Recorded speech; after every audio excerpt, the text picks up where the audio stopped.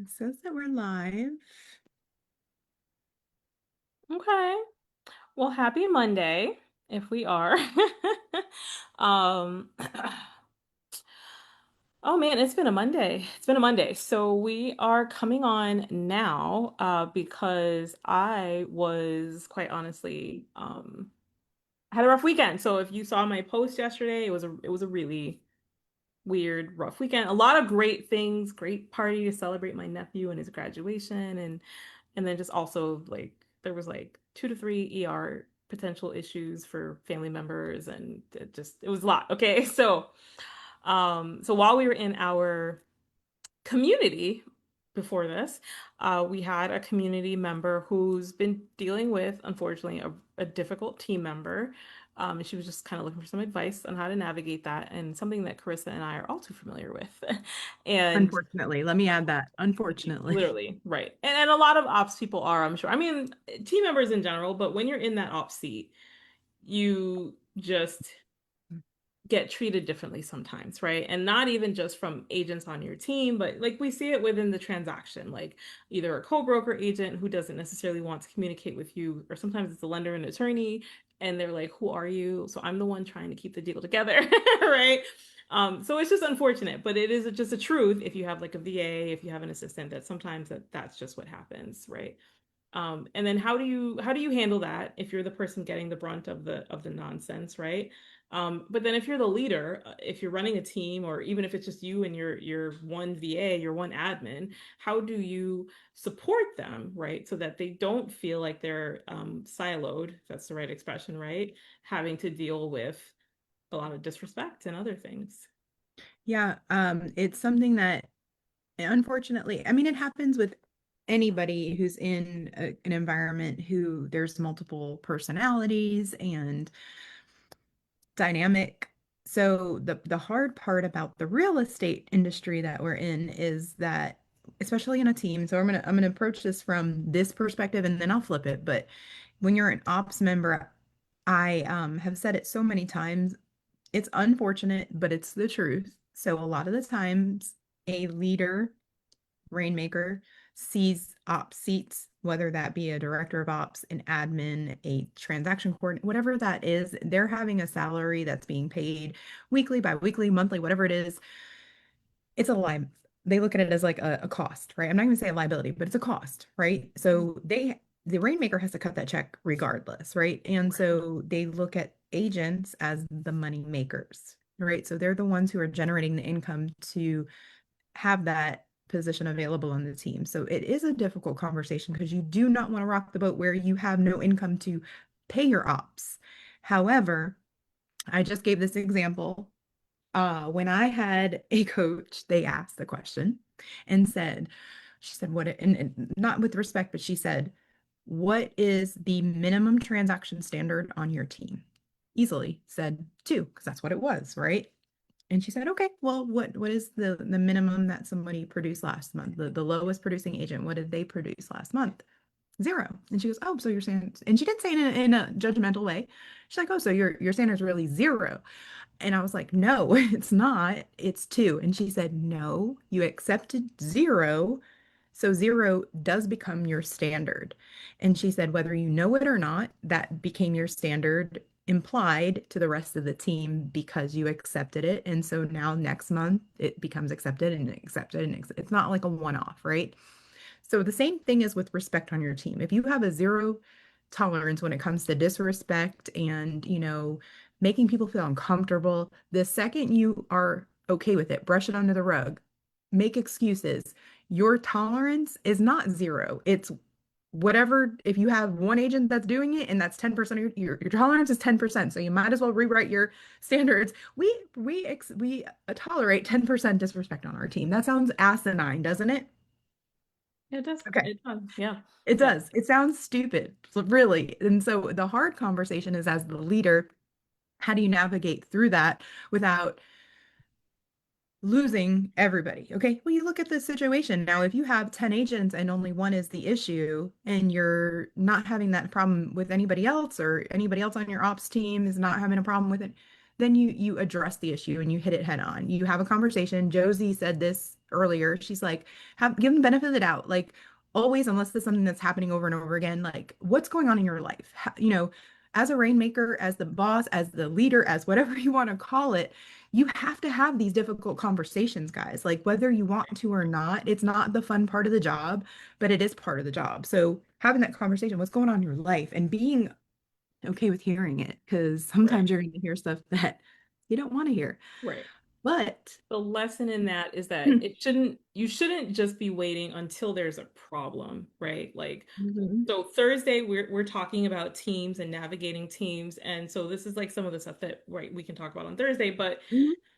but if you're, or say, rainmaker with team members, you should regularly be having meetings with them the same way that you should be having like a meeting with your ops person, right? Or like, I'm the director of operations, I regularly meet with my client care manager, and like when we had a TC, I regularly met with a TC, for example. So you want to have those regular check-in conversations, not just about the numbers and the goals. It can't always just be about business. There need to also be some of those, like, how are you just doing, right? If you know that there's personal waves maybe that they've been having, check in on how those things have been doing, right? Like if you Right. know somebody's been sick, or if you know somebody's been dealing with whatever, maybe something with their kid or whatever the case is, like literally just doing a pulse check.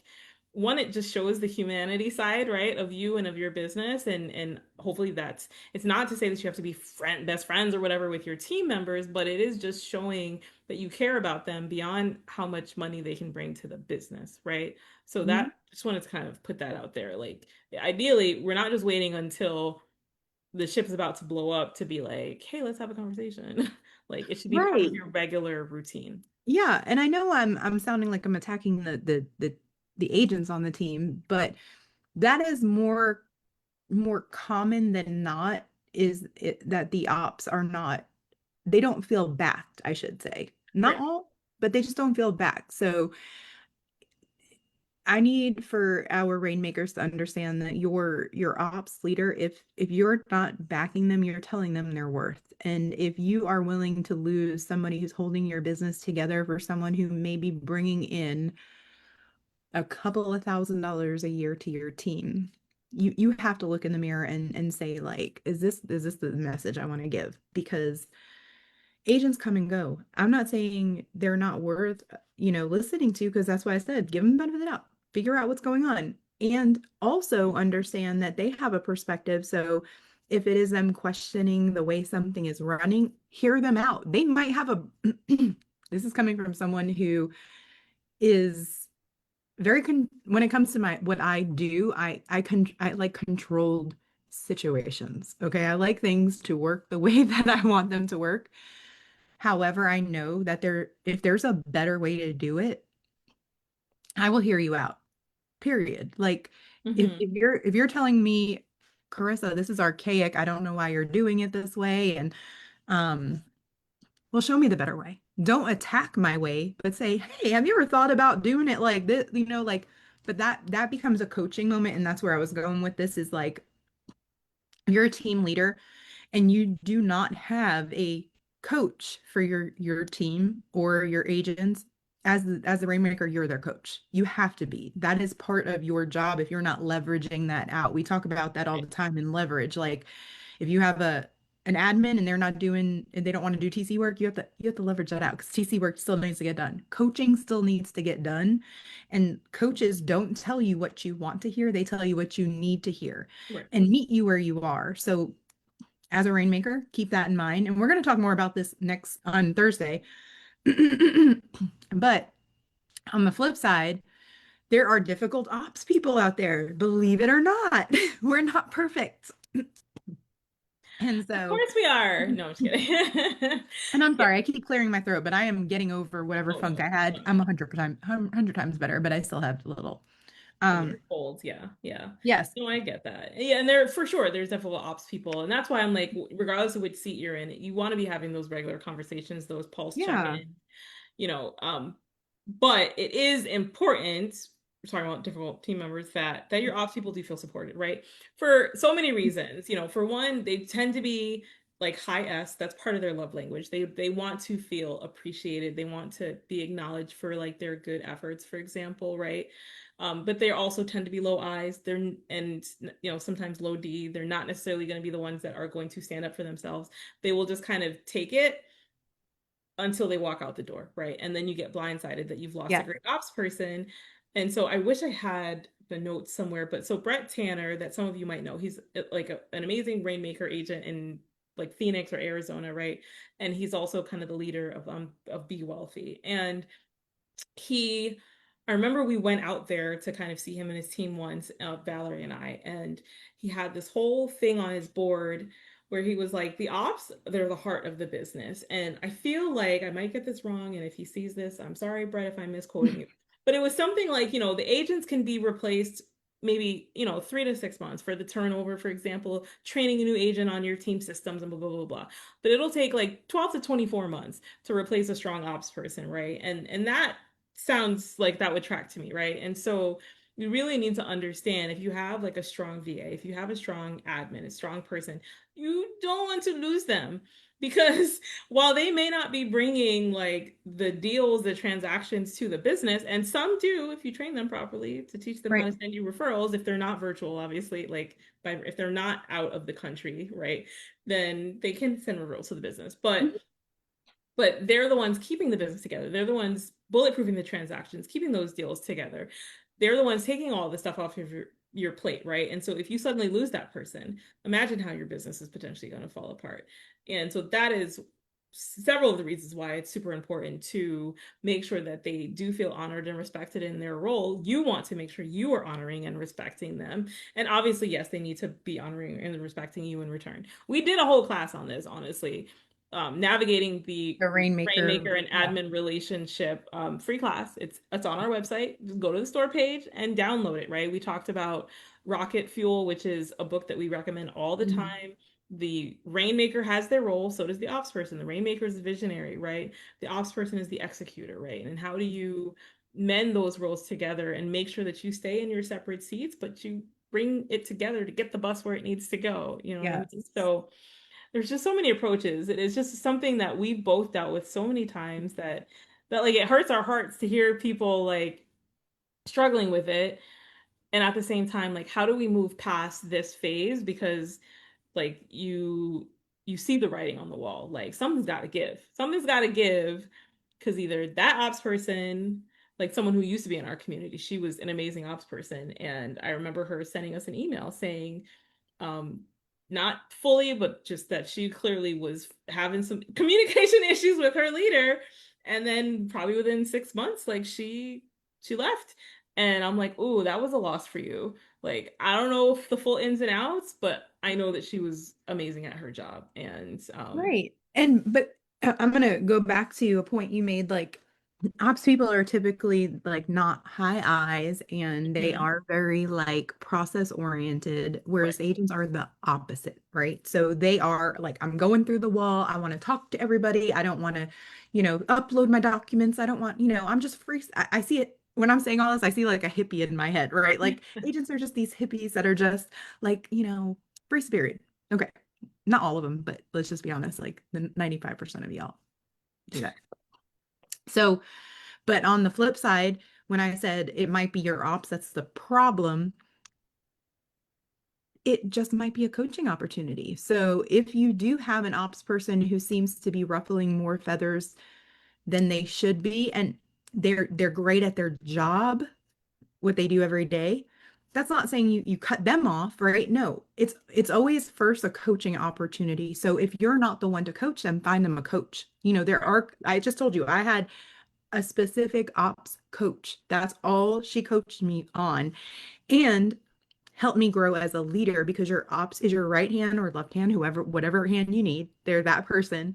So they need to be strong. They need to be able to deal with difficult personalities. They need to be able to navigate through that. However, you as the head leader may need to help them get there. And that is part of your job, is figuring out where the gap is. And if it is, oh, Carissa just needs help to be able to talk to people. Like she either doesn't say anything or tells them to screw off, right? So there's no in between. That's a coaching opportunity because Right. she's a great person. I know she's kind. I know she's not ever meaning to hurt people, but she doesn't know how to communicate well. She doesn't know how to get her point, or whatever it is. Right. Coaching. It Right. helps a lot, right? And so Don't want people to get hung up because you're saying coaching. So if that's not resonating with you, it's just a teachable moment, right? Think of it like Mhm. that. It's a moment to mentor or teach or like help them be better, basically. So don't get caught up in the fact that she's saying coaching opportunity. Doesn't mean that Mhm. you have to have a coach pulled into it. It's just an opportunity to have a conversation instead of just making an assumption or instead of just going to the quick fix sometimes. You want to help walk through why is this not the ideal scenario? Why was this not the ideal outcome? How can we do better so that this doesn't happen again, right? Like have a Right. teachable moment. And go back to our free mastermind last month and watch the one that we did on the disc because that helps in its own. So if you guys don't know where to start, start there because it teaches you how to meet people where you need to meet them depending on where they are personality wise. And so like people like Josie and I, you can tell us. I mean, we want the details, don't get us wrong, but you can be pretty cut and dry. And like, as long as you're not disrespecting me as a person, I'm going to take it. Like, you're not questioning my integrity. You're not attacking me, my family, calling me names. Tell me my process sucks in a way like, hey, I have a better way to do this. Like, can we sit down for 5 minutes? I will have all the time in the world for you because I am open to other people's suggestions. What I'm not open to is disrespect, and I don't think anybody is. So that's Mm-hmm. ultimately what it is like running a team. We are gonna dig into it, but running a team is like herding cats, and Yeah. it's not for the faint of heart. It's not for the weak. That's all. However, there's ways to navigate it through, and we're going to dig deeper on Thursday for sure. But we just wanted to kind of touch on it today because it came up. Um, Right. In and conversation, yes. And those yes, are personal conversations, and yet they're teachable moments to be able they to they help are. navigate. Yeah. They Yeah. really are. There's been times where, and truthfully, this is where I know, like in growing moments, like I was in the car with Paul, who's my husband, who doesn't, people don't know, was in the car with him, and we were talking about how like we've grown and changed over the years. And I said, where I measure my growth is I recognize my moments that I used to just react, right? So like it's still in me. It's still like if I like when I'm driving down the road and I want to curse somebody out and be like, who the hell do you think you mother effer this, that, I catch myself though, because I've Mm-hmm. grown through that. And I realize, like, yes, well, sometimes I still do that. I do. It's still, I realize, like, that's not how I get what I want in life. I have to figure, like, I literally have to flip the script and be like, oh my God, I hope everybody's okay in their family because they are flying through this light. They're doing this, they're doing that. Like, I have to look at it in a different perspective because my reaction is their only control. So I have to take that back. And so if you guys can take anything out of this call today is know that there's always, we say two sides, it's three sides to every story. People may be going through things. As a leader, your job is to hold people to the standard that you set because you're the one who set it. Because the second Yeah. you don't, Or you need to set standards because you might yeah, not have. right. You need to Yes. pause, stop, and decide what standards do you want. And it's not just you need production standards, but you also just need like core value standards for your Yes. team Yes, absolutely. Because the second you don't uphold them, you either A, don't have them, or B, you don't have them because because your you don't standard have is what you accept, them. Yeah. really. Mhm. So, I mean, we just wanted to really share that with you guys because we all know we go through. I mean, this pertains to anything in life, though. Like you going to the grocery store, dealing with difficult people. Um, For sure. For the, sure. the yeah, you just have to take control and just work through it because there's always going to be difficult conversations, difficult people, but you got to know where like the effort's worth putting in because sometimes it's not, guys. I hate to say it, but sometimes I said this and I meant it with all my heart. Like if somebody is causing that many problems and their number one go-to is like either threatening to leave, they're gonna leave. They're gonna leave. So you're holding on so tight to something that For what? Like, you're going to Right. lose It's everything causing stress around you. to you, your business, your Yes. other team members. Like it's a cancer. Like that's the term we always use. You don't want a Yep. cancer within your business. Because if somebody's gonna be an outlier, I'm trying to be gentle on my words, like for you and your business, then how do you think they're going to treat your clients? How do you think they're going to treat your vendor partners, right? Like they're not going to care about maintaining your Sure not. level of standards, right? And customer service standards, if you will. And Hmm. do you really want someone like that representing your business? Because everybody on your team should be an extension of you. That's at the end of the day, which is why it's important to understand people's this. It's why it's important to have those core values because when you are inviting someone into your team, there should be a team culture that you're inviting them into, right? Is it one of just productivity? Is it one of a little bit more of a family feel? Is it one of we party hard and we earn the right to do so? You can choose whatever you want. There is going to be no judgment in that regard. If it brings you the business that you want it to bring you and it makes you happy, then great. But you have to be able to identify and vocalize what your Exactly. are. Yeah. Yeah. Exactly.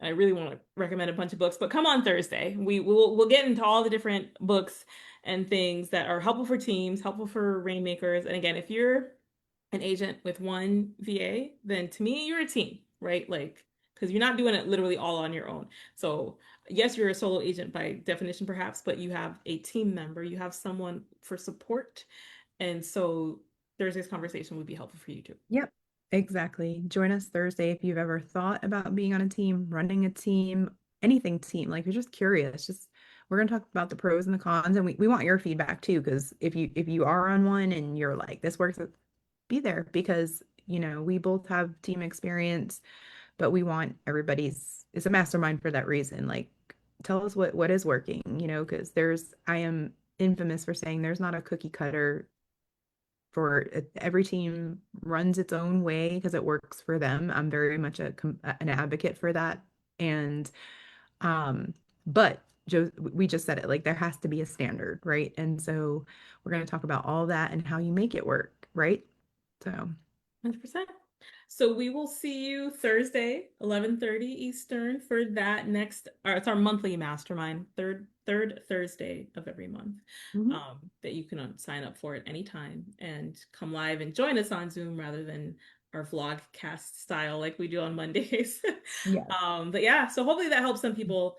If you're avoiding a difficult conversation, my encouragement for you is to this week decide when you can sit down and have that difficult conversation with whoever you need to have it with because you'll just feel better at the end of it like it Yep. whatever the outcome is you will not have the anxiety of knowing that you need to have this conversation, right? So just get it over with. Yep. Yeah. All right, All see right. you Thursday. Bye, guys. Bye.